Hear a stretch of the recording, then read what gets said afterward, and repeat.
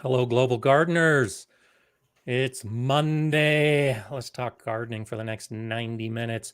For some of us, it's actually beginning to warm up compared to last week. Remember, last week we were all under that Arctic blast. Today's actually going to be above freezing for me. I hope most of you are enjoying warmer weather as well. As you might have seen in my recent video, this is the time of year for most of us to really get focused on our garden planning. Now, shout out to Rick, 3 a.m. in Sydney, Australia. I hope you're also thinking about your planning as you're moving forward into your autumn and enjoying the summer growing that you're doing. But for the rest of us, the planning is happening now. What we're going to grow, where we're going to grow it, and how we're going to grow it. And so today on the show, I want to welcome Peter Keefe. Good morning, Peter. How are you? Good morning. And Doing so well. thanks. Some of you may recognize Peter because I took a trip to Connecticut early last year and met with Peter and his team. And we talked about the Planter app and some of the ways that it's being used, some of the ways I was using it. We came up with some just suggestions of how it might move.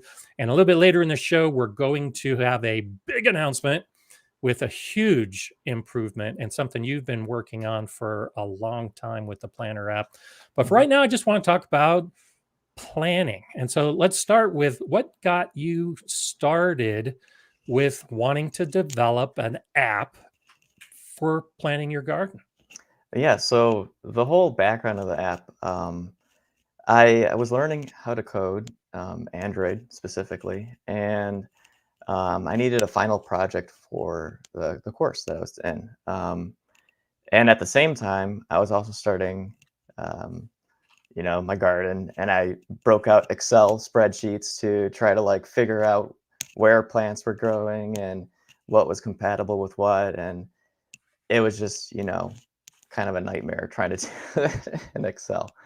So that was the impetus for the app is I was like, there's really nothing out there that, you can just plan your garden on your phone, which is something that I wanted to do. And I think a lot of other people wanted to do too. So Yeah. um, yeah, that's how it all started. And so you and I have chatted about this. Mhm. I'm a different generation, so I'm old school. Get out the pen and paper and draw everything out, and I use the grid paper and lined paper, and so it's been a learning experience for me transitioning from the old school way to the new school way, and of course the newer generations are much more familiar with the phone. But what might you say to someone like me who is used to pen and paper and how much easier it can be using our phone or an electronic device? Yep. Well, the old way is definitely still valid. Like, if it works for you and that's what you want to do, you can keep doing it. Um, but there are some advantages to, garden planning on your phone. You can just tap to copy your garden plan and then create a bunch of different versions and then try out different things with each one and then uh, pick one at the end to actually implement. And if you were trying to do that on grid paper, you'd be, erasing a Lot- whole bunch and yeah. That's right. Or throwing away a lot of paper Hmm. and adding new sheets to the paper. And that's one of the things I didn't do it. So I was out a couple of days ago in the cold and snow trying to figure out what I'm going to do with my beds. And then I came inside. And so that one section of my garden, I've got 6 beds, and that's how I set it up on the Planter app is I have 6 different gardens, number 1 through number 6, and that's how I lay out the beds within that space. But in the summertime, and this is for us old school people, I was actually able to stand in my garden with my phone and Hmm. change things based on what I had planned to what actually went into that garden bed without having to come inside and erase and add different things to it. And so, why don't you just talk about that briefly about how easy it is to change things? Yeah, it's so easy. So if you haven't used Planter, it's a drag and drop interface. So you just tap your finger. It's trying to green screen me. Tap your finger and drop it into your garden plan, and you can just rearrange plants. You can copy and paste. That's a feature that we added this past summer that makes it so much easier to, if you've got a whole row of, like, let's say lettuce, you could just copy and paste all that lettuce across and make it, rearrange plants here and there. And imagine your garden, if you wanted to, like, mid-season, let's say you're pulling out the spinach because it gets way too hot. So what to put there, you can figure that out while you're standing Yeah, right there. Or without changing the whole bed. yeah, yeah, you can just delete the spinach and then drag something else in there, and there you go. Yeah. So Serena's wondering where you're at. So Yeah. I mentioned it briefly, but why don't you tell everybody So this where you're background located? here is that's from this last summer. So it does not look like that outside right now. I'm in Connecticut by Yukon. So go Huskies. But it's just like a sheet of ice outside right now. So Yeah. can't grow anything outside, right? I don't It, have a greenhouse like Gardner Scott. So well, and even my greenhouse. So I've been tracking the temperatures in my greenhouse and have made a couple of videos about that, and have been able to keep it warm enough to grow my kale and my lettuce and my spinach in particular. But we got down to minus 12 degrees Fahrenheit. That's almost minus 25 Celsius. And I'm just amazed at the greenhouse. With all the water, I got 250 gallons of water. It's able to keep the greenhouse 20 to 25 degrees Fahrenheit warmer than the outside. So when it got that cold, my greenhouse did drop down to 12 degrees Fahrenheit. That's minus 11, but that's a big difference from minus 12. And while it damaged the kale and the spinach, it actually didn't kill hmm. at that low of a temperature. So I do still have things growing in my greenhouse. I'm just absolutely amazed at how effective it's been. So that big, you said 250 gallons of water that acts as like a thermal ballast to maintain the Yep. temperature. Okay. Exactly. Yeah, it's a thermal mass, and the water absorbs and holds the heat during the day and then gradually releases it at night, which helps moderate the temperature inside the greenhouse. But it's very slow process. You get into Mhm. thermodynamics. I know this has nothing to do with garden I planning, I but have a degree in mechanical engineering, so oh, okay, there you go. yeah. And so if the temperature drops too quickly, the water can't keep up with it. And so it does get colder than that. But if it's a gradual decrease in the temperature outside, then the greenhouse actually stays pretty consistent inside. So it's just amazing to me learning all of this stuff and seeing it in practice. That's great that your plants were able to survive that. I was wondering with that cold snap if you're doing all right. Oh yeah, that's all I've got growing outside. Mhm. So I've been throwing up some things from a few of the viewers that are using the Planter app right now. And so if you are using the Planter app, by all means, ask questions about the app, about how you can use it, about how planning in general is done on the phone. Now let's go ahead and break the big news right now, because when we got together, we we're talking about some possible improvements, and we were talking about seeds. And so, what Mhm. led to the big announcement that's happening like right now? You're going to release it while we're talking. So, if you're like me, you have a seed box that looks like this, and it's just a mess. Um, and mine's overflowing. I've got seed packets in there from, probably 2013, that, I just keep around just so I know what I grew back then. Um, so we were like, we need to make a way to digitize this so that you have it all in your pocket with you whenever you go to, the nursery to buy some new seeds or to get a new plant. So you know exactly what you've got. So we created the seed box. So I don't know if you can show it right now. There we go. There's a seed box. So these are all the seeds that I recently purchased. And these are the things I'm going to put in my garden this year. So it's a lot. I kind of went on a little shopping spree and got a whole We bunch of all do things. that.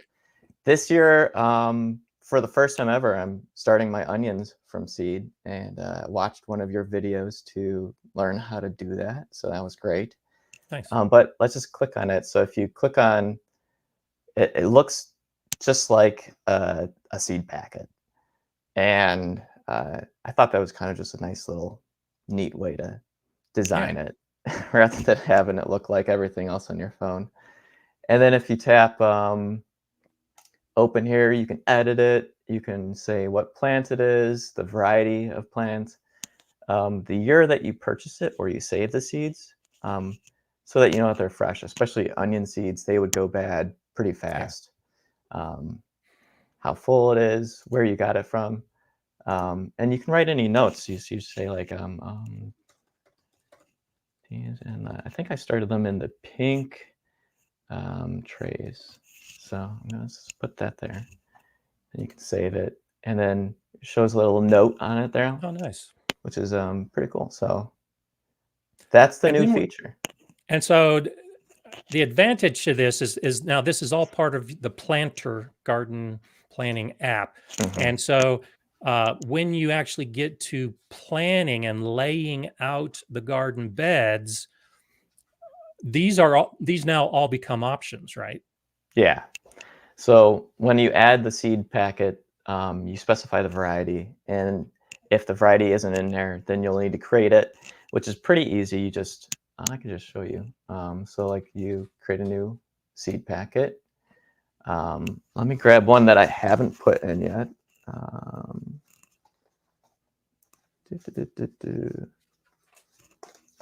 What's a good one? Here, Wisconsin cucumbers. So you select cucumber, and then we'll search first to see if Burpee has. No, they don't. So you can create a new variety. So the one I'm trying to add is this one. And it's from Seeds and Such, Okay. Wisconsin SMR 58, which I've heard is very good for pickling. So last year, I've been Okay. doing this for a while, and last year I wanted to pickle cucumbers, and I grew the wrong variety. So you can create a description, you can upload an image, which I'll skip for now because we're Sure. live. And then you can select it, and there you go. So these are from Seeds and Such, so I'll just search that, and there you go. So um, now when you go to add that to your garden plan,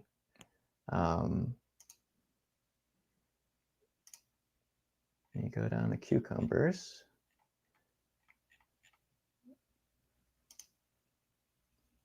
It automatically adds it to your favorites. So Nice. you can easily just say, okay, that's the one I want, and let's put it, I don't know, there. So there you go. Cool. And now you've not only are keeping track of the seeds you have when you because you can do this when you're Hmm. buying, when you're standing in line at the store, you Yeah, could be entering in the new varieties you're buying. And now you've just updated your garden bed as we're chatting. And that actually looks like a pretty nice bed with a lot of good things that you're going to be growing this year. yeah. I would not necessarily put those cucumbers right in the middle of the No, bell no, that's peppers and the celery. I you know. definitely need some sort of trellis or Yeah, fence for them to climb on. but that's awesome. That's Yep. a real good demonstration of how we put all these things together. And so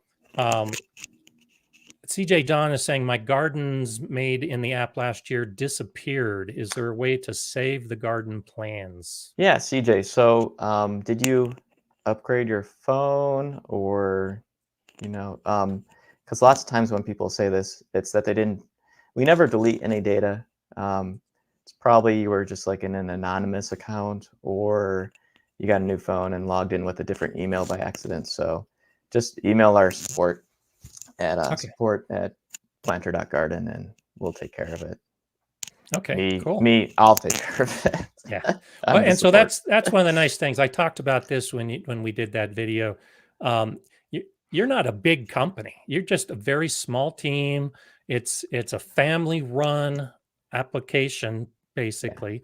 Your office is in your house, and you're gradually expanding as you add more things like this update. But you don't have a big team. If someone is emailing Planter, it's probably you that's going to be responding, right? Yep, probably me or our intern recently graduated, and they are now helping me field all the customer support. So you might see Jesselyn respond to you too. So it's one of the two of us. So Nice.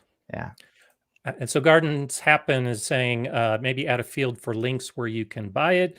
So you can just click the link and buy them. So I'm not sure. I do have a description in the link below. I don't think you're talking about the Planter app itself, but um, I think this ties in. Remember, we talked about this Mhm. particularly with Burpee, where you would have uh, an option to click on your in your app and Mhm. then go to it and purchase it. Has that happened? Or are you working on that update? So we still do have links for Burpee, so you can purchase Okay. seeds. We've been reaching out to a bunch of seed companies to try to get them to put their seeds in the app, but they're all very busy, and they, Okay. you know, we'd love to have them in the app, and the problem is it's just so many seeds. Uh, yeah, from a business side, we're not asking for any sort of like revenue share with them. So if you're a seed company and you're watching this, let us know. Just send us a spreadsheet of your catalog and we'll put it in the app. So Okay. But you do have that for some of the Burpee seeds right now. we do, yeah, Okay. Nice. So Gardens Happen, there you go. If you want Burpee seeds, that's an option. And if you know somebody at a seed company, yeah, tell them to please, partner with Planter to because it's easy. I agree. If yeah, you are thinking about varieties, you just showed me the list you had. I ordered more than 50 seed packets from 5 different companies hmm, this last week, and it would have been so much easier to just touch yep, that link and go to the site to get the seed pack that I knew I was going to be getting anyway. yeah. And there's just so many seed companies we can't, manually put them all in. So what we're really just waiting for is someone to, send us their catalog and then we can import it in the app and Yeah. it'd And be maybe great. Seeds and Such will hear us because I just ordered a bunch of Seeds and Such in addition to Sunset Gazing, Hmm. uh, and so let's get the word out. Maybe we can add some of those things to what you're doing. I think that's awesome. So we were talking about actually updating. Did you actually click the button to add the seed box to the app as an update, or I had you already did. done So that? you'll need to be on Okay. version 3.4.0 at least, I think, to see it. So Okay. if you don't see it, check for an update. It's live on iOS, Mac, Android, and web. So just Yeah. check the store for the latest version. Live today, right now, Hmm. for you. Yeah, Yeah, launching it that's right now. that's incredible. It's kind And of so, dangerous to do that, but well, that's okay. We're hoping for the best, of course. I'm sure that it'll all go well. And that's another great thing, and why I like Planter so much is uh, you listen not only to me, but you actually have. So why don't you talk about how you do some of the updates and how you go to the questions and comments that people mhm. send to you and how that influences what you do with the app. Well, if you care to share that screen share, if you go into the settings page, there's this plant and feature request tool. So this is what we use to figure out what to do next. So if you have something that you want added to the app, just come in here. Chances are someone's already requested it, and you can always add your upvote or create a new request. So one thing that's up here that I might hint at, flowers. Okay. A good friend of mine is a flower farmer, and in this off season, we've asked her to help us add some flowers to the app. So they might be coming soon. So keep an eye out for that. Nice, nice. And so this is these are your comments where you say planned maybe later. Hmm. That's basically the stage of update from your perspective. Yeah, yeah. And lots of times I'll respond. So here in the flowers one, I responded, "Hey, I don't know. There's a lot of flowers. Maybe Okay, someday." And some days happening soon. So we're nice. looking forward to that. So you can always comment and ask. And then one person did say, I don't know where it is. As someone interested in gardening only, I assume they mean veggie gardening, that they don't want this. So we're going to make it in a way so if you only care about veggies and fruits, that you won't have to see thousands of flowers. You can scroll Okay. past them and it'll be like a load more situation. So, Okay. Yeah, just a different category for those mhm. that want the flowers. I think adding flowers to the vegetable garden is one of the best things you can do because they attract beneficials. I saw a comment earlier from somebody asking about cilantro and does it attract any beneficial insects or act as a deterrent? And so cilantro by itself has a strong odor and it might deter an animal like deer. But if you let it go to flower, it has beautiful little white flowers, and those flowers will attract beneficial insects. So I think too many people discount the role of flowers in general, either from our vegetable plants or planted separately. So when you add the flowers, I'm assuming that you could do that within one of the beds. You could have your vegetables in one row and you could have flowers in another row, right? Yep, for sure. Just Okay, like any cool. other plant you can add in the app. Yeah. Yeah, it doesn't have to be either or kind of a thing. So Masabi Gal is asking, I'm a moderately computer savvy. How long does it take someone like me to learn this app? And so let me speak to that first, and then I'll let you throw in a little bit more about how to download it, how to set it up, and that kind of thing. So I'm not a big app person. I don't use my phone much, or I didn't, I should say. Planter actually did change my world. So I didn't use my app for much more than just making phone calls and sharing pictures of my grandkids. And now I'm using apps more and more for more and more things. And one of the reasons is because I learned, like with the Planter app, you just touch the screen and you can move plants around and you can modify your garden when you're standing outside. And so it did take me, I would say maybe half a dozen times where I would play with it and then come back to it. And after about 5 or 6 times, I felt comfortable enough as an old person being able to handle everything in the app and do all the planning. And so from your perspective, how you set it up as far as the loading and making it easy to learn, what would you say?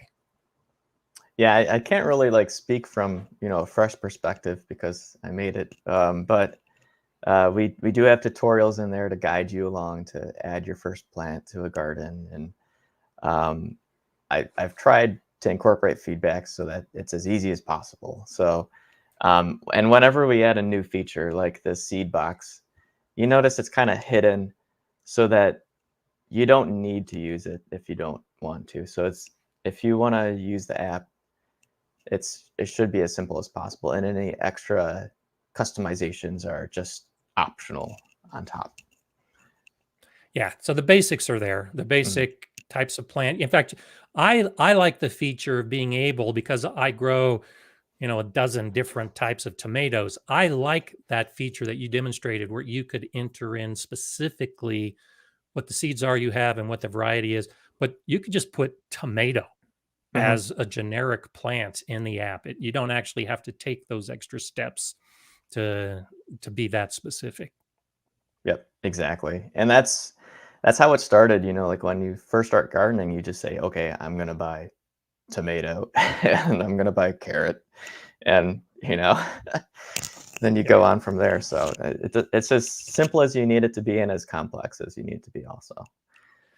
And so Bettina's wondering, and because this, quite honestly, I use it on my phone when I'm in the garden, but when I'm in my house, I'm I'm a notebook kind of person, and I like being able to do it on the notebook. So Mhm. Bettina's wondering, can I update the info via a MacBook to the planter?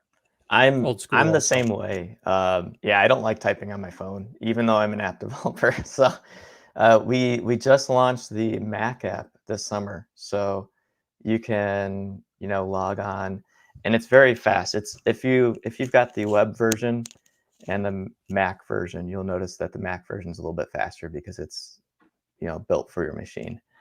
So Oh, definitely nice. download that, and you can copy and paste. Like for all the seeds that I added, I'd go to their website and copy the description, download the photo, and then upload it. So everything looks super nice, and you can use your copy and paste from your computer to make it so much easier to add new plants and varieties.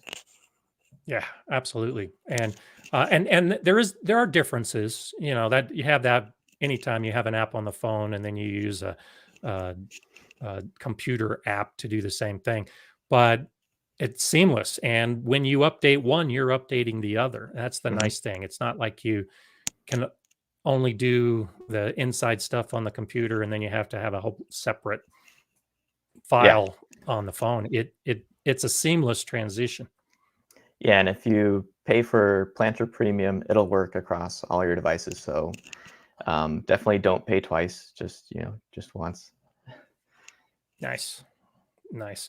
And so Leslie's wondering, Yes, and I know iPad. we had chatted briefly about this. Um, green stock, of course, is circular. It's got the six pockets. You're familiar with the green stock tower, uh, Hmm. and so is this? I'm guessing this isn't the first time you've seen this question. Is this something that is possible, or I know you and I had talked about the like circular beds Hmm. and changing from the block plan that it is right now. So uh, from you explained it to me Yeah. from an app planner perspective, and you can share some of that as far as what the likelihood is for not only green stock but other type of applications besides the square block. Yeah. So right now, green stock's not in there, but it's definitely on our roadmap. Oh, I have got a green stock out on the garden, not on the garden, on the deck out there, and I love it. So I reached out to them, and we're trying to add it. So it will require quite a few nice. changes in the app because currently the app is just a grid system, and green stock is anything but a grid. So in the meantime, I would suggest you could use probably a custom background in Planter to try to like approximate what your green stock might look like. Um, and but that I can't really say that it would work super Yeah, well. one thing that I was experimenting with was making a garden that is 6 squares Hmm. and basically trying to approximate the six cells that were in are in a planter level. Yeah, So currently you can do it in grids. It's kind of a workaround where you just create a 6 block um, file you to you could identify what do the are. like 6 wide by how many layers are there on a green stock? 6 or 7? Typically five. Most of the 5. systems come with like a 5 layer system, but you can get less Okay, or more. I've got the inventors bundle, so I don't know what. I think that's 6. Maybe it's 5. But you could do a six Uh, by the five inventor's garden. bundle is six. Yeah. Okay. Yeah, and then just each column could be one layer, and you don't really get the compatibility indicators that Planter's really good at with that feature, with that layout. But it that, that's a good way to do it, I guess. In the Okay. meantime, Sure. but I do plan to add all those fancy circular beds, birdies beds, all the Oh, others. okay. So Nice. sometime. So it's coming. It's coming. I can't promise anything like soon though. Okay. So Rick, our friend from Down Under, is wondering, as well as others, if it's iPad friendly. Yes. And so there you go. It's gonna do it. Okay. There you go. It works on the iPad. What's great. During 2020, I was furloughed for a few weeks from my job, so I spent some time to rewrite the app. It used to be only on Android, so I rewrote it in Flutter, which is a great cross-platform language that let me put it on iOS. It enabled the web support and iPad, and now Mac OS. Windows, hopefully soon. We'll see. So Nice. yeah. Nice. And so since Rick was asking the question, why don't you speak a little bit to our friends in Australia and New Zealand and the UK about using this app? All right. Yeah. So I'm here in Connecticut, so I try as hard as I can to make it work for everyone across the globe. Um, so for like weather stations, for instance, we have a global network of weather stations, and then I compiled a database of all those weather stations that have frost data. So that includes every country except for like North Korea. So you should be covered. Um, And so stop right and there, just because people may Mhm. not be aware of that feature. So that's one of the features in the Planter app, is that when you are customizing it to your own individual garden, you actually have statistical data that helps Mhm. with the first and last frost date, right? Yeah, so I was able to acquire all this data. I think it was the University of Minnesota had compiled it all. Um, and so every weather station around the world that has their frost data, when you log in, you can just say, okay, use my location, and it'll be able to figure out your frost dates based on the nearest weather station. Um, and you can always customize that. If you think the frost dates in your area are wrong, let's say like the nearest weather station is up a mountain and you're at the base of the mountain. You might want to, customize it so it's a little bit warmer climate than way up there Yeah. in the mountain. Yeah. But yeah, but speaking back to Australia, we've tried to make it work for Australians. There's a few glitches here and there that we try to fix. So if you are in the Southern Hemisphere and you notice something not working quite right, just let us know and we'll get it fixed ASAP. But it should work for you Australians. I know you're in the middle of your summer here, so I hope you're using the app and I hope it's working well. And yeah, if you notice anything that's not, working well, just let me know. Nice. Nice. Faithful Acre, again, back to the old school idea.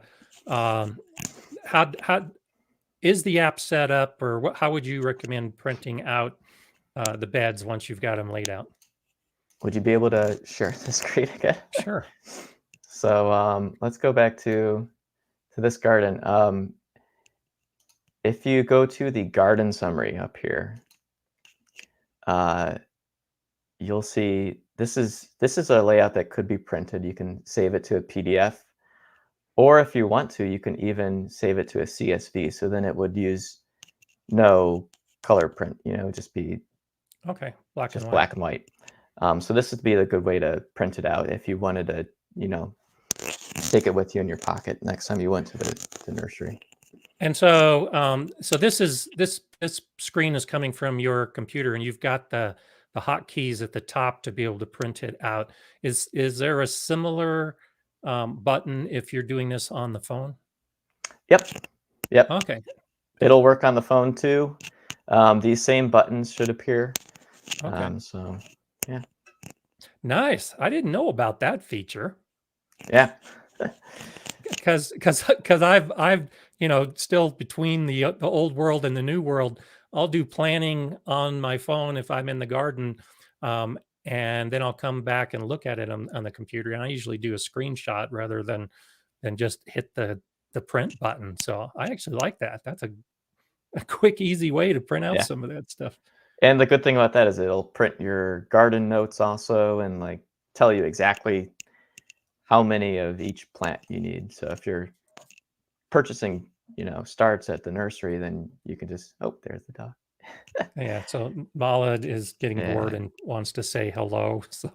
So for all of you who know Mala, don't rip my earbud out. So we'll go outside in a little bit. I haven't given her enough attention today. So she's obviously come inside and said, go outside. The weather's nice. It's been so cold here and we've been cooped up so much. She gets out as much as she can, but she's telling me this is our normal time that we're going outside. So I think that's funny. So anyway, we're getting lots of good comments from people, and I'm so glad we could have you on today and talk about this. Outlier Gardener is wondering about how much space the gardening app requires. Does it take a lot of room on the phone? I'm not really sure. It really depends on which phone you have, if it's iOS or Android. I think, let me just, I guess I could look on my phone how much it's taken up.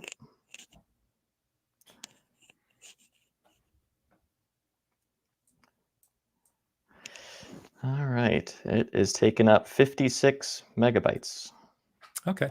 I don't know if that helps at all.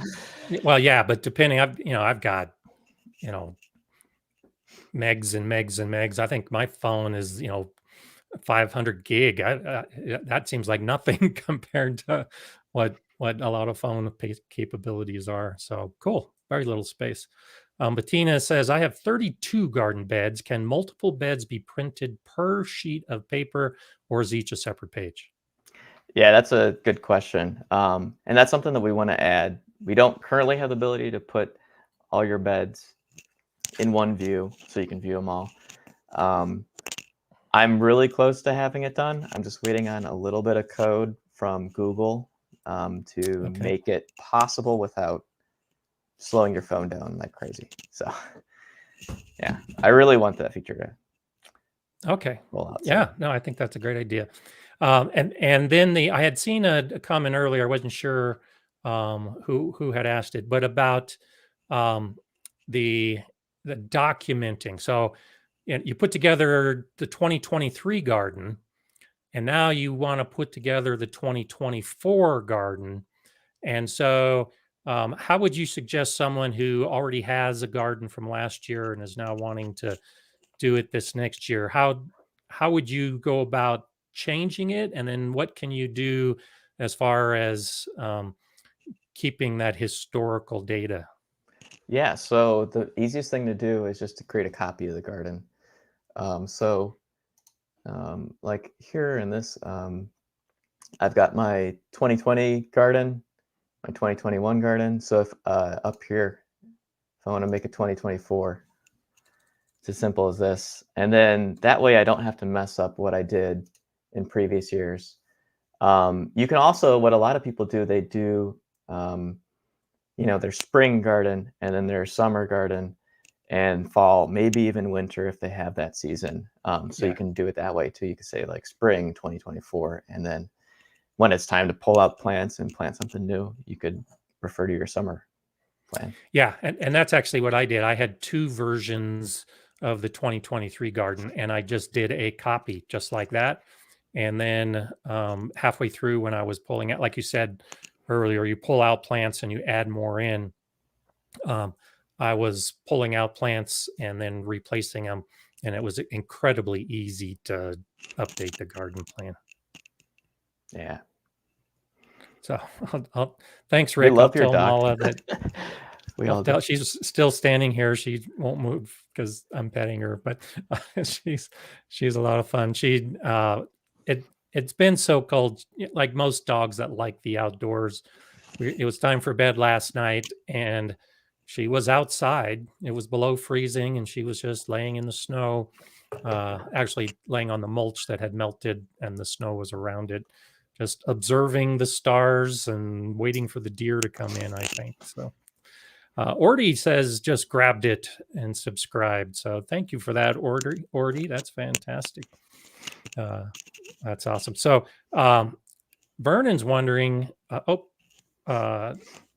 that wasn't the one I was going to click on, but Vernon says boys and wife building a grow tent 4 feet by 6 feet for sowing seeds starting by February 1st. And so this is an interesting approach because we think in terms of like vegetable garden beds, but you could do the same thing in a grow tent, a 4x8 grow tent. If you had pots, basically each grid would be a pot, and you set up the whole tent as a bed. Is that what you would recommend?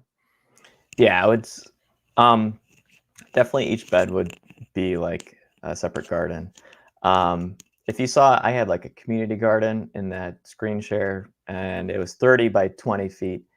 And I wouldn't recommend doing this. You probably could if you're like me. I put each Okay. bed uh, as its own like customized background to make it work like this.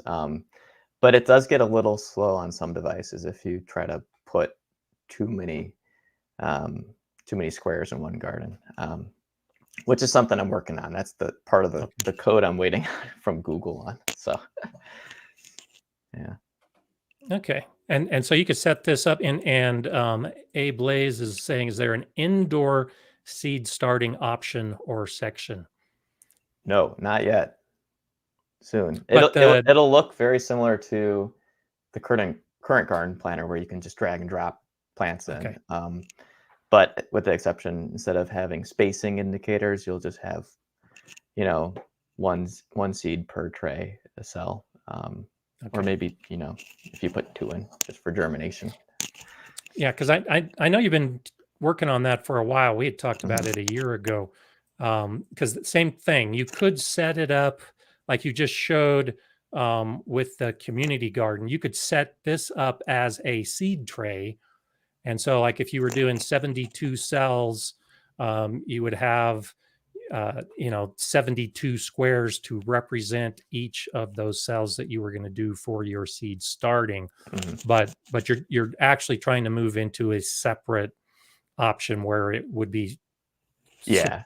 strictly for the Mhm. seed starting aspect, right? Yeah, and the whole idea, like, we wanna keep it separate so that, um, you don't have those, spacing indicators, so you don't have 16 times, in one little 72 cell. That would be way too many plants to start. Yeah. And then also to, like, trying to integrate it so that once you have the seed tray, you can, uh, create notes, and then those notes would carry on into the garden that you transplant those seedlings to. Okay. Yeah. That act. Oh, I like that idea. Mhm. It's basically start to finish. And so Yes. we've also talked about at the end of the season when you're archiving some of the data and also more like a garden journal, keeping Mhm. track of your harvest. Why don't you talk about that a little bit as far as how the app can be used at the end when you're doing the harvest phase? Yeah, so there's a way to create notes in the app. So each time you start something, harvest it, fertilize, water, you can create a note. You can do that for the whole garden. You can do it just for one plant. So then at the end of the season, and if you go in your garden summary, you'll be able to see all those notes and um, basically just have a view of exactly everything you did that year. Nice. And then on the other side, which is why we want to talk about it today, starting the season. And so Atlanta Grow Urban Gardening says, love the current calendar feature that shows when to start the seeds and if they should be started indoors and out. And this really is a nice feature Yeah. as we start planning the garden, how we're going uh, to put it all together. So this is the calendar tab here. So in my area, it's this like light blue for, okay, you're still in your frost. You shouldn't be growing so much.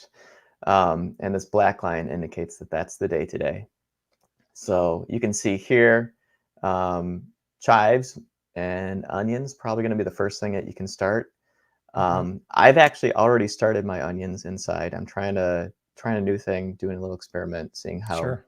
how I can grow them super early. So Yeah, and you can see exactly when to plant stuff. So some veggies, let's go down to like tomatoes. You don't want to plant them in the ground. So they'll say, okay, yeah, there's no purple bar because you typically don't sow them outside directly. You Right. buy transplants or you start them inside. And if anyone's wondering what these, the light color indicates, that's something new we added this summer. So we basically figure out the end date. This last date is your fall frost, Okay. and it subtracts the germination time and the time to harvest. So that's the last time you should be able to plant it if Interesting. you hope to get a pepper off that pepper plant. Okay. And so some key points I think to point out is this is personalized. So these Mhm. dates are based on your climate, based on the first and last frost dates that we were talking about earlier. Yeah. And and uh, and so these bars will be unique to everybody. These dates don't match the people in California and the people in Florida and the people in Australia right now, of course. Yeah, exactly. Yeah, if you have a warmer climate, hey, you probably already have some things that you could start. So get Nice. to it. And then if you want to look more at your Oh, like at your area, so it'll tell your growing season. So how long your growing season is might be more useful than your growing zone in many ways. I have absolutely. 162 days to grow, so Okay. only 102 more days until spring frost. That's Ah, nice. it's gonna be a Yeah, long winter. it is, but that's good information to have. And so this is an interesting thought in our gaming uh, world of electronics with the Sure Gardening Project points. upgrade is saying add a feature where you can gain gardening points and then you plant next year trying to beat your high score. Yeah, Uh, I suggest get Farmville on your phone, and that'll. uh, but I'm not a coder, of course. I'm not an app designer, but I would think a counting feature that that keeps track of how many plants you've entered into your garden in a plan. I'm guessing out loud, mm, wouldn't be that hard nope, that'd be um, pretty straightforward. to add. So, and then all you got to do is just link that to a red ribbon or blue ribbon or gold star or whatever it is. That could be kind of fun. Yeah, I like that idea. Yeah, in all your off time, you could go ahead and Yeah. plan a fun activity like that. So that's funny. Um, and so what we're doing today is we're talking with Peter Keefe, and we're talking about the Planter app. Grow Veg in the UK is also an app that you'll see on YouTube, but this specifically is the Planter app with Peter Keefe, who lives in Connecticut, and we're talking about the new update that we just launched. I say we, it was actually you pushing the button, but the new update that just launched here about an hour ago, where you can actually put your individual seed packets that you're doing for your planning this year into the Planter app, and then have a smooth transition to actually move that into the garden. And so Rick's wondering, will it tell me when my fruit trees can be harvested? Specifically, the oranges and mandarins, they're in a warm environment. You know, that's a good question. Because we recently started adding more and more fruit. Here where I am, we can't really grow these, although I did get a lime tree for Christmas, so I'm Yeah. keeping that inside. So you do have that data, and it shows that in Connecticut you can't do it, but if you Yeah. lived in Australia and the dates matched with the information from the orange, then yes, it does give you information about that, right? Yeah, we have the information here. Sprout to harvest in 5 to 10 years. I think that's when you Okay. after you plant the seed. But it's not.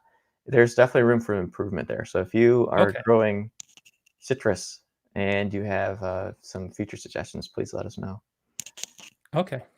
Yeah. Yeah. The so one of the things when you're entering in the data from a seed packet, you can put in the days to harvest. Do you have the function in the planter app where you're growing a plant and it is 72 days to harvest? And will that show up that in 72 days you can start the harvesting period? Yeah, yeah. For most plants, it'll just show. Then that last one, it said sprout to harvest for oranges of 5 to 10 years. Most of them say a few days. How many 72 days or so. So if I went to like lettuce, it'll say 45 to 60 days when you can Okay, harvest it. So we're still, nice. the app was built around veggies, and it definitely focuses mostly on veggies. So as we're adding things like orchard trees and soon to be flowers, we're identifying a lot of things that, this, some things don't make sense for orchard trees and flowers when they make perfect sense for veggies. So we're trying to tweak it, but keep the focus still on veggies. Good. And so Skippy Dugan's asking about adding the harvest data by pound or by piece. How do you keep track of the productivity in the app? Oh, to keep track of the productivity. So that a good way to do that would be in your garden plan. Um, so you can, if you tap on any plant, you can add a note. And we're just going to say that you harvested. You could say that you harvested, let's look at the units. So let's say you harvested 10 pounds of, well, actually, that was lettuce. So It's a lot of lettuce. they're going to go down to 1 pound. But you can do when I was at the school garden, we would typically harvest 30 to 40 pounds of lettuce a day when you've Wow. got a lot of beds and a lot of kids to harvest it. Yeah. But yeah. But if you were doing oranges, 10 pounds of oranges might make sense. Sure. Yeah. So that's the way to do it is and then a little note icon will appear. And you can always see when you look at the lettuce, what you did. So Nice. this is a great way to keep track of when you started something. That's usually how I use it. When you harvest it, fertilizing, things that you'll probably forget, if you don't write it down. Yeah, well, that's my biggest issue is, and that's why I like the option of doing it in the garden because um, often I'll be in the garden harvesting and half of it doesn't make it to the kitchen because I'm eating the Oh cherry yeah. tomatoes. But same kind of thing. You could be updating it while you're harvesting it, Hmm. and then you don't have to worry about it because you're going in the kitchen, you're cleaning it, you're fixing it for dinner, and then you forget to even document that you did had a harvest that day. I know I'm guilty of that at least. So John is wondering if this is open source and can contribute to the code. No, it's not open source, but if you want to help code, reach out to me. I'm Okay, actually and so looking to hire someone. So how yeah. can they reach out to you? Peter Where? at planter.garden. So Peter shoot me an at email. planter.garden. So Hmm. I'm guessing that Jay will be right on top of that, and we'll post that here in the comments real quick. So appreciate it. But Tina is saying, I keep a record day by day on Excel and then get the total at the end of the season. Is this double in Planter Oh, doable. or doable? I'm sorry. No, we don't have the ability to calculate it all. Although we did discuss this last time. We sat down and chatted last year. And that's something we want to add. You get like a little summary. Uh, Yeah. and that's something that would probably be in the garden summary, but we haven't added that feature yet. Okay. So, but again, this is one of those things to go to the app in the comment section and add Hmm. to the list of other people who are looking for updates. And I remember when you showed that to me last year, you use that. So if there's 100 people asking for a modification, and there's another modification that only has one person asking for it, you're going to be doing the one that most people ask for. So therefore, Yeah, add your comment. go there and vote. And that we work from the top down usually. So the one that has the most upvotes is the next one to get implemented. Yeah. And so Aaron's joining us a little bit late, asking about archiving past gardens. And Aaron, we did talk about this 20, 25 minutes ago or so. But as far as the clutter is concerned, this is slightly a little bit different. And so you showed how we could have the multiple years with the multiple gardens.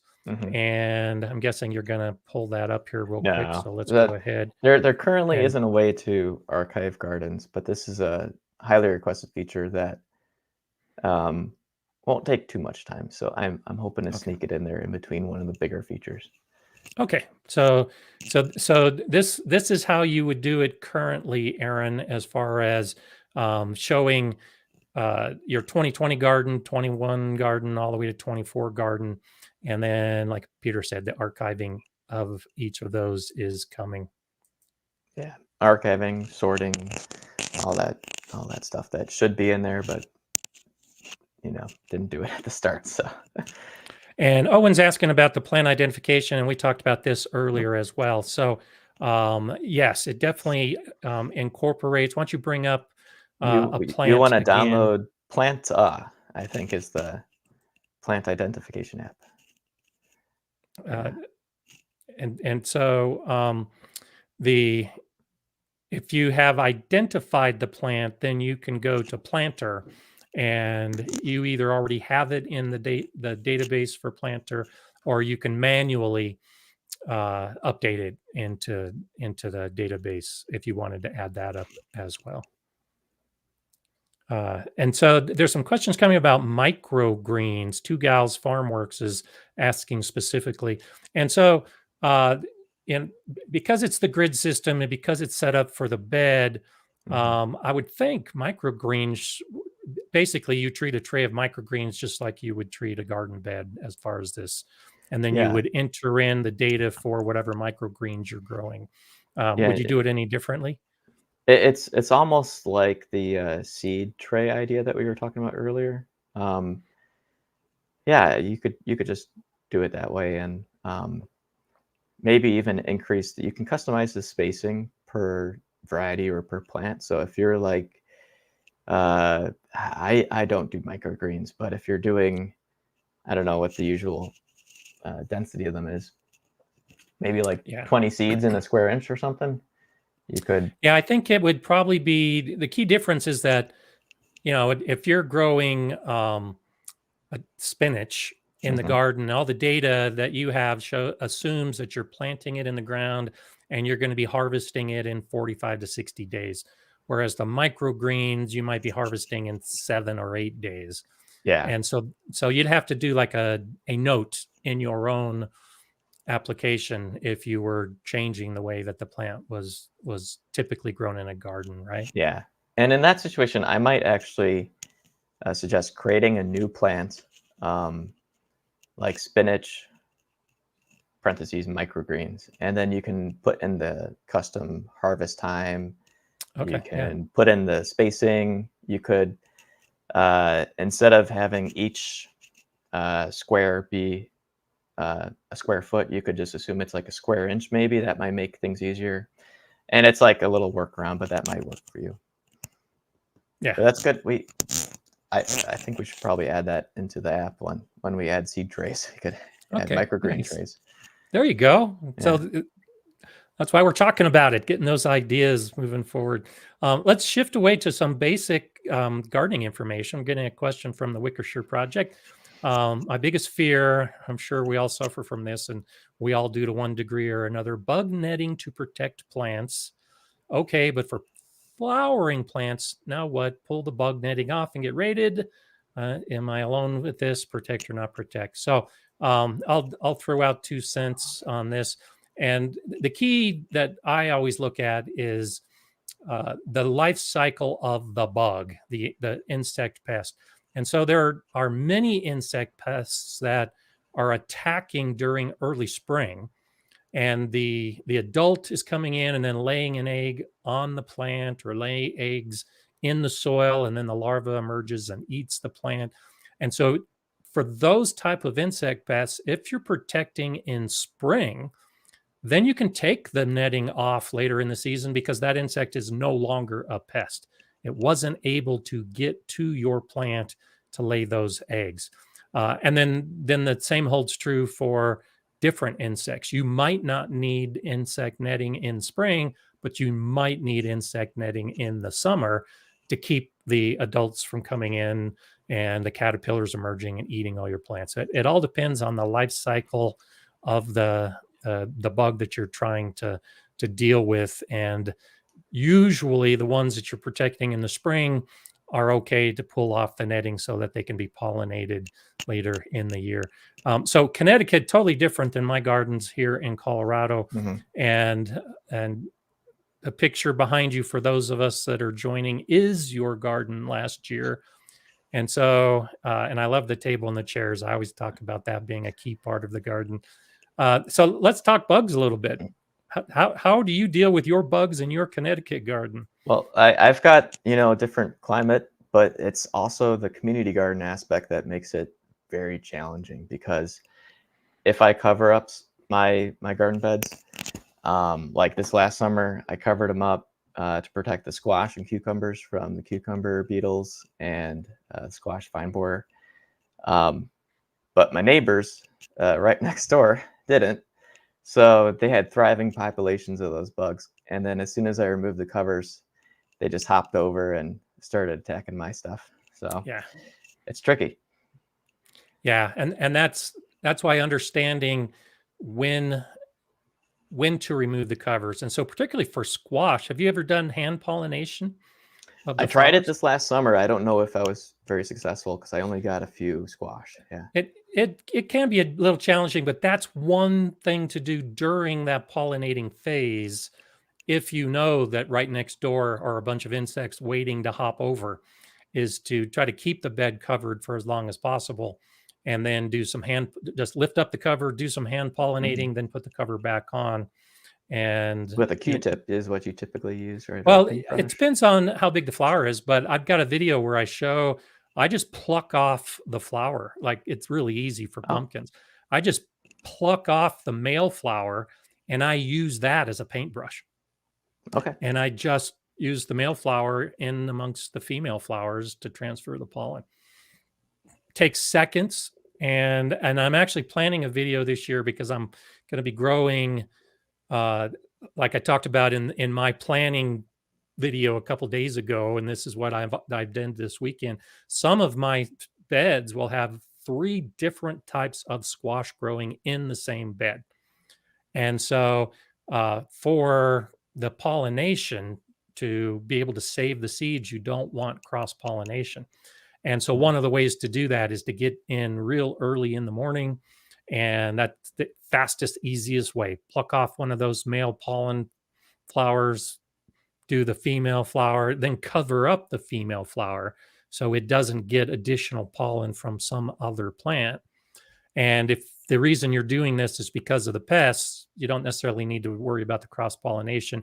You just put the cover back over the hoops, and then you don't have to worry about them eating the plants beyond that point. So yeah, really, really fast. If once you do it a few times, it works pretty easily. Serena in the comments is wondering, is there a trick to it? And the thing that I found difficult was identifying the male and female flowers. Yes. Yeah. And then once I thought I knew which was which, I realized I didn't have enough of one of them. I can't remember, but Yeah. I had Yeah. all female Typically, or all male. yeah. Typically, it varies. Early on, most plants are going to be all male, and kind of the reason for that is the genetics of the plants have figured out that if they start off with all female, then there's no males to do the pollinating. So they Mhm. start off by putting out male flowers. Then the female flowers start to emerge. And yes, you have to be able to identify which is the male flower and which is the female flower. And there are sometimes the stress factors, the weather in particular, the plant, if it's overly stressed, it's going to start putting out more female flowers because it Mhm. wants to produce the fruit. And so you may reach the point where you go from all male to all female in just a period of a couple weeks. And so you just got to get down and learn what the difference is between them. So you're right. That's the trick is Yeah. identifying which flower. And you've And probably got a pretty good eye for it too. It's for newbies to, yeah, hand pollination like me. It's tricky. yeah, and and I show pictures. Yeah, in fact, Jay, again, right on top of things, I show pictures in that video on how to hand pollinate squash. Um, that you basically just look at the flower stalk, and if it's long and skinny, it's a male, and if it close to the flower, it kind of bulbs out and becomes thick. Then that's where the ovaries are, and that's what helps identify a female flower. So yeah, after doing this for years and years and years, I can do it from a distance, but Mhm. it takes time. And like most gardening things, you got to practice it. And you'll see the recommendations for taking the Q-tip or taking a paintbrush. And I just find it easier to use the flower itself, the male flower, as a paintbrush. And I tend to get uh, it's not always 100%, but I get very high pollination rates when I use the flower. And years ago when I was first doing it and I used a paintbrush, it never seemed to work. But I think the key is you've got to use something that actually picks up the pollen from the male flower and then puts it into the female flower. And that's By using the that's flower, you cut out the middleman yeah, there. the Yeah. flower was designed to do that, Mhm. so might as well do it. Uh, And so I'm going back to yeah, Frank is exactly right. It becomes a little pregnant flower. That's exactly what you're doing.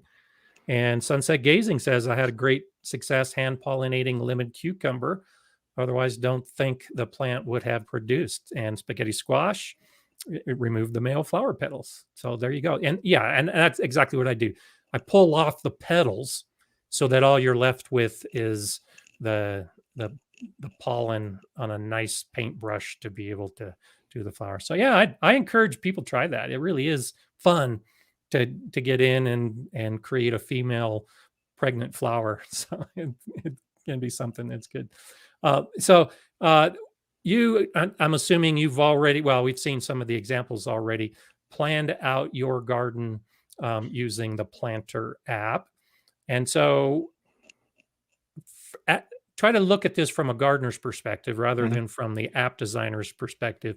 But what did you find was the most enjoyable update or the thing that you're doing this year using the app that is like, man, I sure am glad that I did this. Oh, that's a tough question. Um, I know you like it all, but the but is there one in particular? the copy and pasting in the garden, really made it so much easier. Before you had to go back in the add plants dialog and drag and drop and, uh, I use the app every year to plan my garden, and, every year I'm like, "Oh, I should really fix this." And that was one of those things that you know, was born out of my own frustration. Yeah. Well, and I think that's really key for everyone who's listening. And if you're just joining us, Peter Keefe is the app designer and runs Planter, a garden planning app that you can use on your computer, on your phone, on your laptop. And you're a gardener. You weren't just some guy in Mhm. school saying, "I think I'm going to start an app and oh, I'll pick gardening." I mean, you did this because you are a gardener and want to make it easier for yourself. Yep, exactly. And, uh, uh, gardening's definitely, like it's just great being able to do this full time, being in the gardening hobby and also making it my job. It's just amazing. Yeah. I am envious that you could do that as well. Becoming a green stalker, any chance of adding green stalks? We talked about this 20 or 25 minutes ago. And yes, Peter has reached out to Greenstock, and that is a possibility in the future to actually have a separate section of the app for Greenstock specifically, which I think is a really nice way to do it. Heidi's wondering, is there a how-to function in the app that tells us non-geeks how to use all the functions in the app? Yeah, just you should go to our help site. Our help site's info.planter.garden, and everything you need should be there. So Yeah. we've got YouTube video tutorials if that's your learning style, or just regular text tutorials. And the first time you use the app, it guides you through everything. Yeah. So yeah, you don't need to. I feel your pain, Heidi. You don't need to know how to use the app the first time you use the app. It is uh, done in such a way that the non-geeks can actually get started. And then the videos, you've actually got some of my videos linked on the help site, and then you've got a whole bunch of your own videos that you have done to help show out. And it's not only just how to, and this is one of the great things about the app as well that I like. The help is not just how to use the app. The help is how to garden and how to actually start your seeds and how to grow the plants. So why don't you talk a little bit about that extra information that's available for people that have the app? They figured out how to use the app. Now they want to figure out how to grow the plants using the app. Yeah. So one thing we identified shortly after I made the app is there's a lot of info you can't just put in that plant page. So we created a blog. We call it the Growing Guide.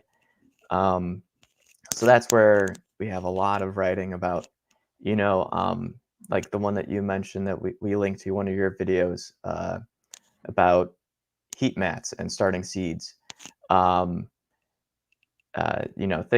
Things like that. So if you go to blog.planter.garden, you'll see that. Also, it's in the tab called Guide within the app.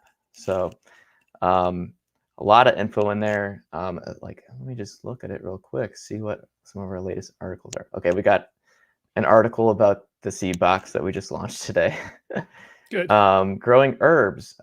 Samantha, she's an amazing person she just knows all about herbalism. And I've heard that you are starting an herbal garden this Well, year. I've always had Mm-hmm. an herbal garden, but I'm focusing more on medicinal herbs Yeah. this year specifically.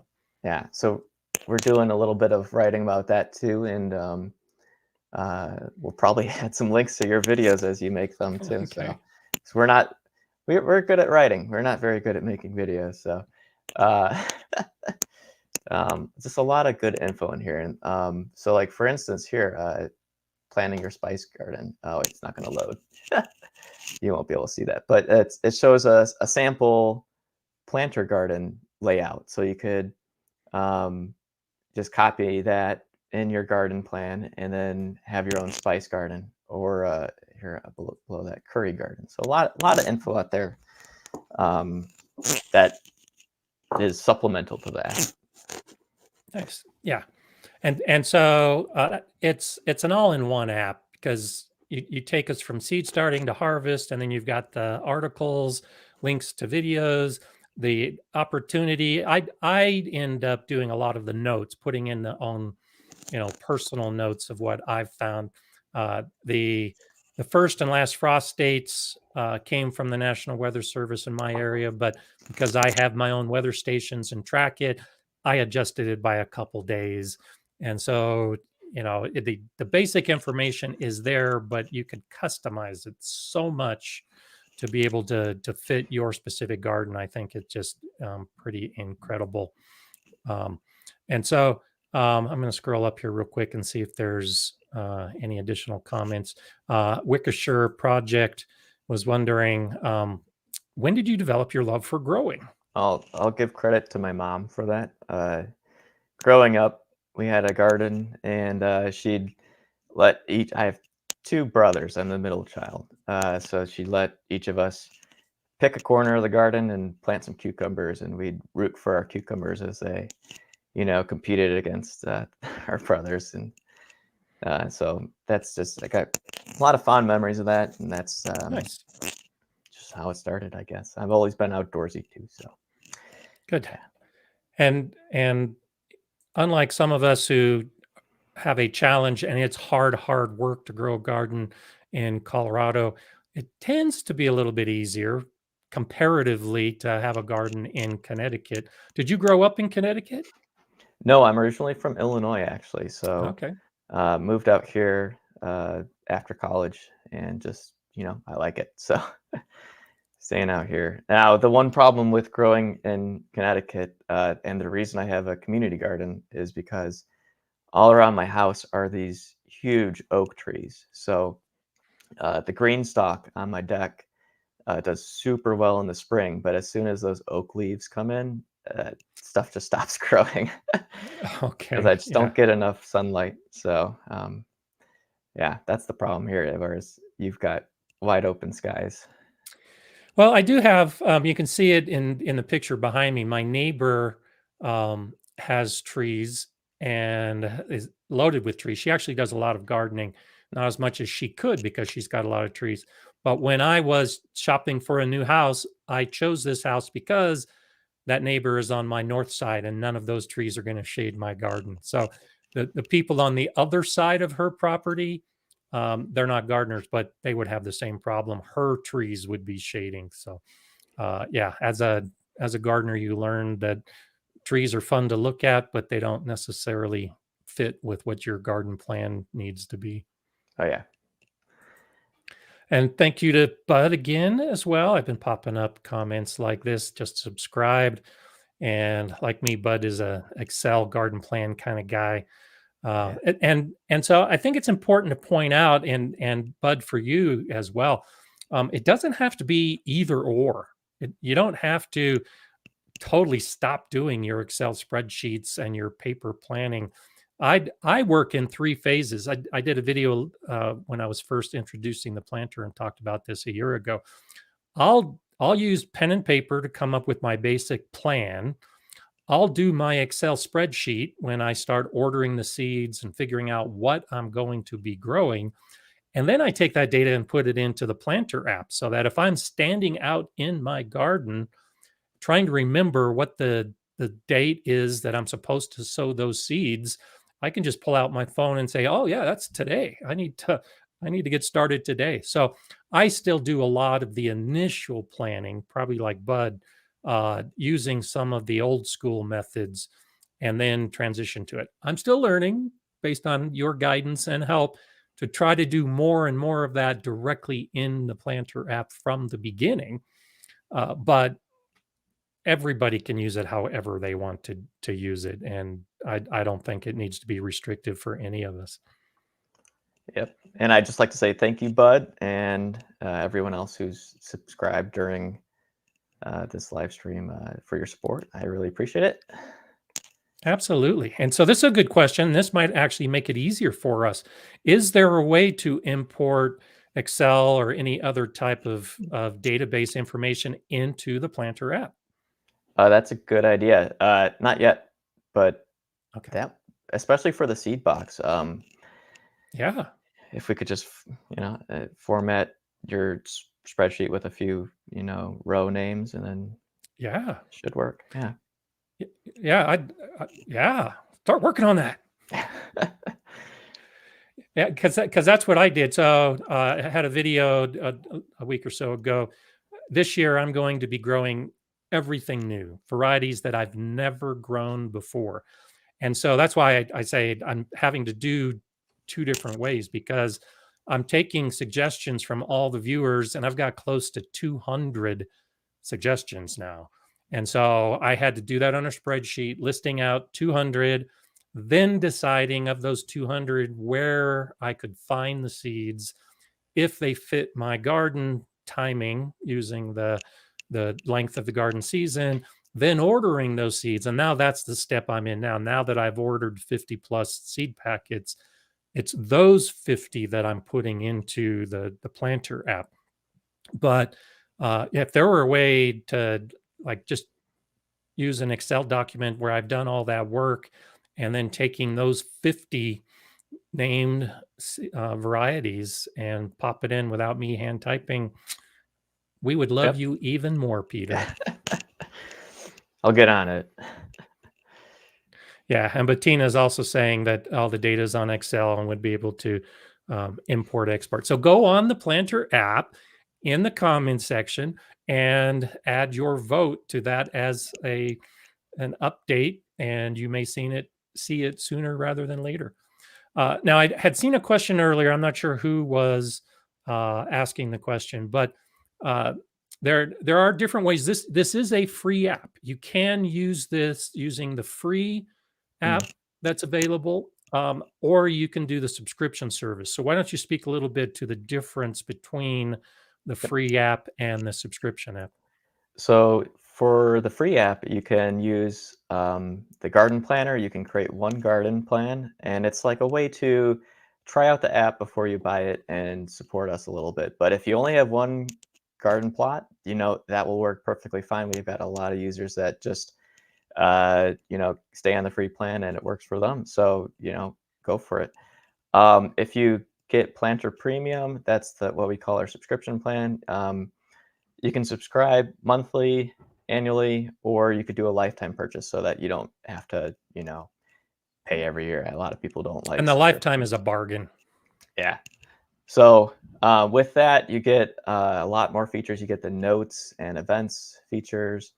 You can have as many gardens as you want. It hides all those annoying little things that ask you to, upgrade to Planter Premium. So, and any other features that we add in the future will be included. This seed box that we added today is available for everyone. So that's not one of Oh, the nice. premium features. So even free users can use it.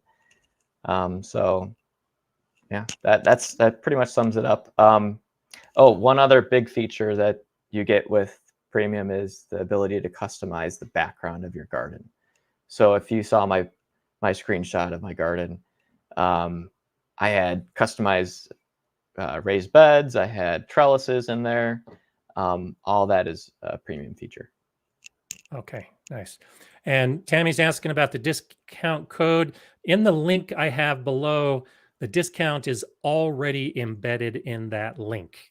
And so there isn't a separate discount code. So that is one issue, that if you get the free version and then from that free version go to the premium Mhm. subscription, you're not going to get the discount that I can offer through the link below. So, Yeah. um, So it, if you've got it currently installed, just tap the link in the description, and then it should open up Planter and tell you about your discount. So if you don't see that discount code after you tap the link, shoot us an email and we'll get it added so that you don't have to pay more. So yeah, absolutely. And Jen is wondering about your hoodie. oh, Where can she get a purple planter hoodie like you've got there? what is the link? Is it if you go to planter.garden and scroll all the way down, there should be a link, but there might be a different one. It's on Amazon. Oh, you got planter merch on Amazon? I'll post the link in the comments. Okay, cool. Um, you'll be the Colorado first to Bird purchase Nerd. because oh, Thank you, Colorado Bird Nerd, for that. And I agree, great guest with Peter today. Subscribe to Gardens Premium. Anxious to use it. So thank you very much for that. for some reason it didn't work. I'm gonna send Okay. it to you so you can post it. Okay. So I'll go ahead and add it to the description when we get off and the show is done. And make sure you get the opportunity to have a cool hoodie like that as well. I think that's good. Bohemian Herbology, just downloaded and checked it out. Easy to navigate and informative. Thank Very you. awesome. Yeah, I kind of dabbled and I think a lot of us have with planning apps in the past, and that's one reason I stayed old school, is because I could never really find an app that was easy for an old guy like me to use. And Planter is just so intuitive like we were talking earlier, if you don't have to be a geek to be able to use it. You can just be a regular gardener. And looks like Rick downloaded the Planter app on the phone. Fantastic. So, and if you just want to check out the app, by all means, you can check it out. But here's the link again. This is the link that's in the description that Jay has posted that will give you the discount. The key is, and this is code stuff, but that REF equals Gardner Scott, that's all one of those things that makes sure that you get the discount when you use that code. And in the beginning, we had tried to do an actual Gardner Scott code, but that didn't work out. So make sure you do the link if you're interested. And Vicwick's wondering how long the link is active. It's active. It's been active for a year, and it will continue to be active. So this is not time sensitive at all. Yeah, exactly. Try it for a month or two, and then in a month or two, you can upgrade to the premium service as well. It's just the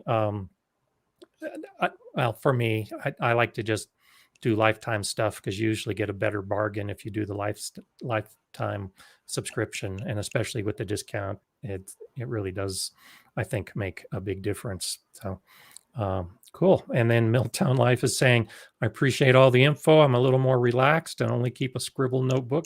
Nothing wrong with that. Yeah. I do a lot of scribbling of my own and have pieces of paper around. And again, I merge the two. So I'll have my scribble notebook. I'll do things individually. And then on cold winter days, I take those scraps of paper and then put the information into the Planter app so that I never lose it. Yeah.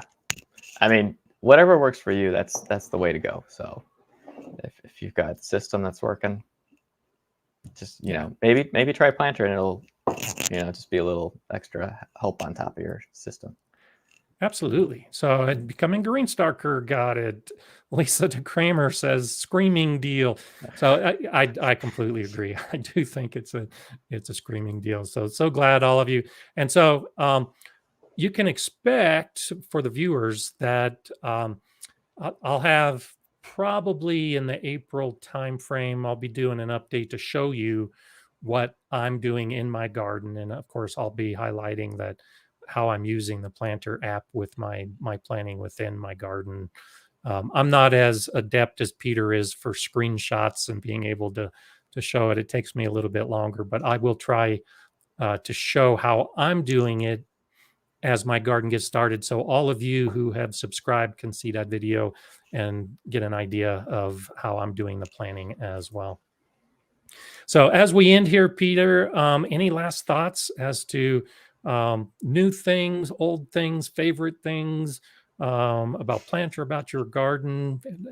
What's high on your mind at this point? I see some chatting in the comments. My wife's on the live stream. Okay.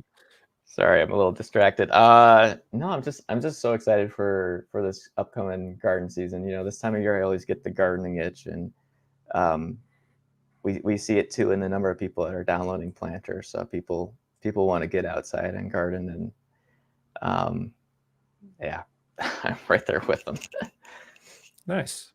And so we'll finish with Rick. Any thoughts on community gardens or schools in particular that you would be willing to work with and help them out with a subscription? Yeah, so there's actually one school that we are partnering with already, and we gave them a 50% discount. So if you're a school, reach out. I haven't really thought about the community gardens, but that's also a good idea. So let me think on that. Okay, so I'll have the more of the contact information that you send me in the description below when we finish here in just a minute. And then you could also go to the Planter app and send a comment like that directly to you, right? Yeah, exactly. Cool. Well, Peter Keefe, thank you so much for joining us today and telling us about the planning on the phone and making it for us old people to actually move into the 21st century. It's always nice to talk to you, and I think you've demonstrated to everybody very well how receptive you are to new ideas and to make the app better for everybody. Yep, It's been a pleasure. Thanks for having me. And yeah, like Gunnar Scott says, if you have any feature suggestions, just put them in that feature request tool or email us. And I mean, we're all ears. So we just want to make Awesome. the app as good as it can be. Okay. Well, thanks again for joining us. I'll chat with you again in just a second, but have a good gardening day. And I want to share a few thoughts about the planter app as after we finish here. So thanks, Peter. Thank you. So there you have it. And I thought that was fun. I learned stuff. I'm sure you learned stuff as well. It was so nice to see Peter actually demonstrate how to use some of those things in the app. And thanks to everybody who has decided to try it out as well. I think it is one of those things that we can share with each other in future live streams. And again, I'm planning on doing a video so that we really can make it most effective for all of us. So Peter's the first guest that we're having as the live stream moves on. You can expect basically every other week. So in 2 weeks, I have another guest. 2 weeks after that, I have another guest. 2 weeks after that, I have another guest. So we're going to keep things exciting and keep throwing out all that good gardening information. And I hope your gardening week is starting off great. I will see you here next Monday, and we'll do this all over again. I'm Gardener Scott. Do enjoy gardening.